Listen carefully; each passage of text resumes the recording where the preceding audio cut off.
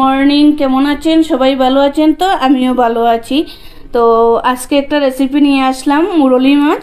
তো এখানে আমি মুরলি মাছ নিয়েছি, এখানে আমি সর্ষের তেল নিয়েছি, তারপরে পেঁয়াজ কুচি করে নিয়েছি, কালো জিরে নিয়েছি, টমেটো কুচি নিয়েছি, ধনিয়া কুচি নিয়েছি, রসুন মিক্সিতে করে নিয়েছি, লঙ্কার গুঁড়ি নিয়েছি, হলুদ গুঁড়ি নিয়েছি, জিরের গুঁড়ি নিয়েছি, কাঁচা লঙ্কা দুটো নিয়েছি, নুন নিয়েছি।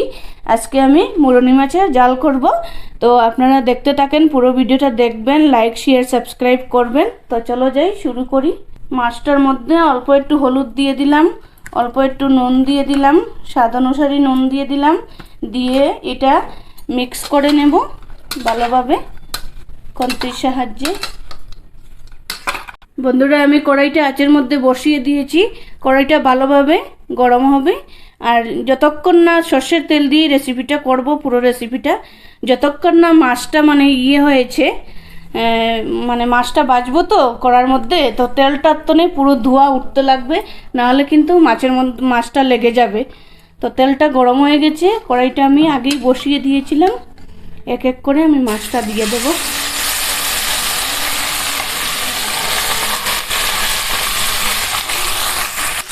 তো বন্ধুরা, আমার এক সাইড মাছটা ভাজা হয়ে গেছে, আমি আর এক সাইডটা পাল্টে দিচ্ছি। আমি একদম এক সাইড হওয়ার পর তারপরে পাল্টে দিচ্ছি। মাছগুলি হালকা হাতে একদম নাড়িয়ে দেব, যাতে মাছটা ভেঙে না যায়। মাছ আমার পাল্টানো হয়ে গেছে, অল্প সময় হয়ে যাক।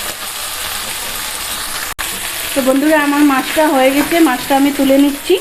এইভাবে ঠিক হালকাভাবেই আমি মাছটাকে ভেজে নিয়েছি। দেখুন, আমার মাছটা পুরো গুঁটো গুঁটো রয়েছে, একটুকু ভাঙেনি, দেখতে পাচ্ছেন? ওইটা ভালোভাবে তেলটা গরম হয়েছে বলে মাছটা ভাঙেনি। মাছটা আমার তোলা হয়ে গেছে। বন্ধুরা, আমি কড়ার মধ্যে তেলটা দিয়ে দিচ্ছি। কড়ার মধ্যে তেলটা দিয়ে দিলাম, সর্ষের তেল। তারপরে আমি কালো জিরেটা দিয়ে দিলাম, কালো জিরে দিয়ে দিয়েছি। পেঁয়াজটা দিয়ে দিলাম। পেঁয়াজ আর কালো জিরায় একটু সময় ভাজা হবে, তারপর আমি রসুনের পেস্টটা দিয়ে দেব।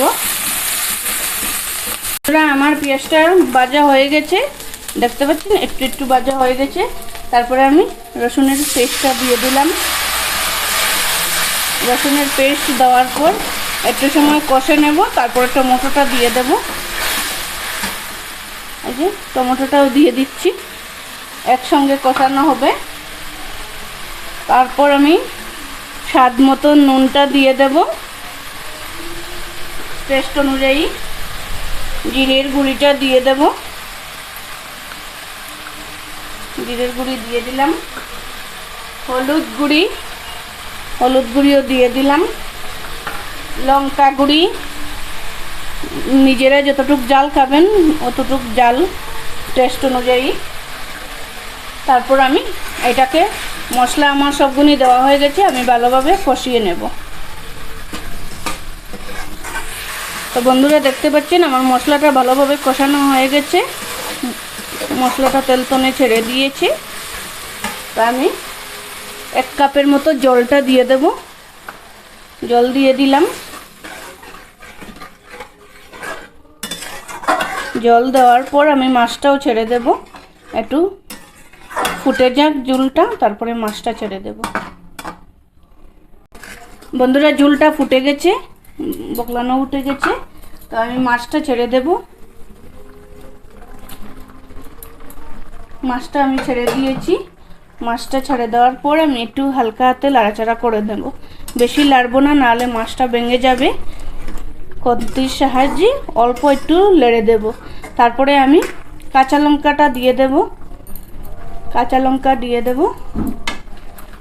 মাছটা কিন্তু বেশিক্ষণ রাখবো না, ফুটাবো না। এই যে আমি 2টো কাঁচা লঙ্কা দিয়ে দিলাম, টেস্ট অনুযায়ী জাল লাগবে দেবে। ধনিয়া পাতা ছড়িয়ে দিয়ে দিলাম, ধনিয়া পাতাটাও দিয়ে দিলাম।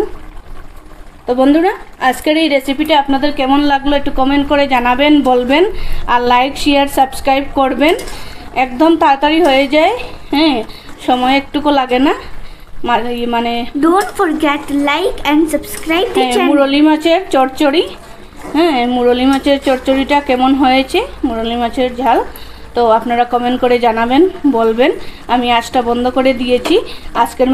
আজকের মতো এতটুকুই। নতুন নতুন রেসিপি পেতে গেলে আমার চ্যানেলটাকে লাইক করবেন, শেয়ার করবেন, সাবস্ক্রাইব করবেন আর পাশে থাকা বেল বাটনকে প্রেস করবেন, তাহলে যখনই আমি নতুন ভিডিও ছাড়বো আপনাদের কাছে গিয়ে পৌঁছে যাবে। তো আজকের এই রেসিপিটা কেমন লাগলো আমি আশা করব, অপেক্ষায় থাকবো আপনার ভালো লাগবে আর দেখবেন পুরো ভিডিওটা। তো আজকের মতো এতটুকু বন্ধুরা, টাটা, বাই বাই।